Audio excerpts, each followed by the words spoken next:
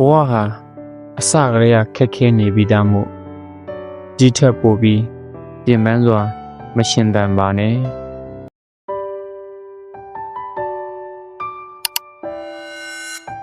ငြိမ်းချမ်းခြင်းနဲ့ရှင်သန်ခြင်းလူဘဝကတိတ်တိုတယ်နေ့မြညပြောက်တဲ့ခေတ်မှာ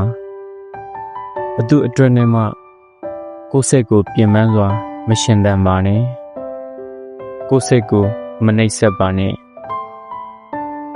လောကကြီးမှာကိုယ်တို့ထိန်ချုပ်နိုင်တဲ့အရာမရှိပါဘူးပြုတ်ရည်အိုမင်းလာခြင်း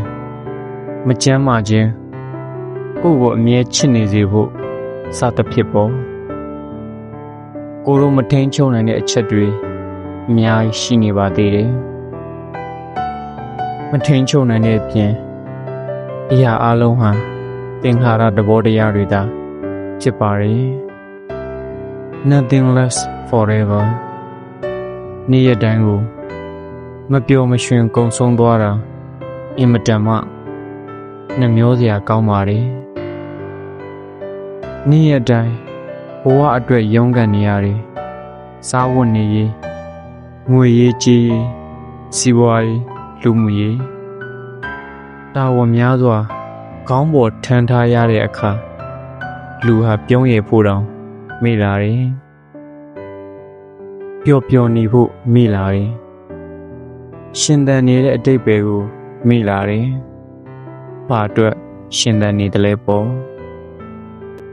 ဘဝဟာအစကတည်းကခက်ခဲနေပြီးသားမို့ဒီထက်ပိုပြီးပြင်ပန်းစွာမရှင်သန်ပါနဲ့အတက်နိုင်ဆုံးပေါ့ပေါ့ပါပါအေးချမ်းချမ်းလေးရှင်သန်ကြမယ်ငင်းငိုင်နေတဲ့ကိုမျက်နှာလေးတဖန်ပြုံးလာဖို့ကိုမှတာဝန်ရှိပါတယ်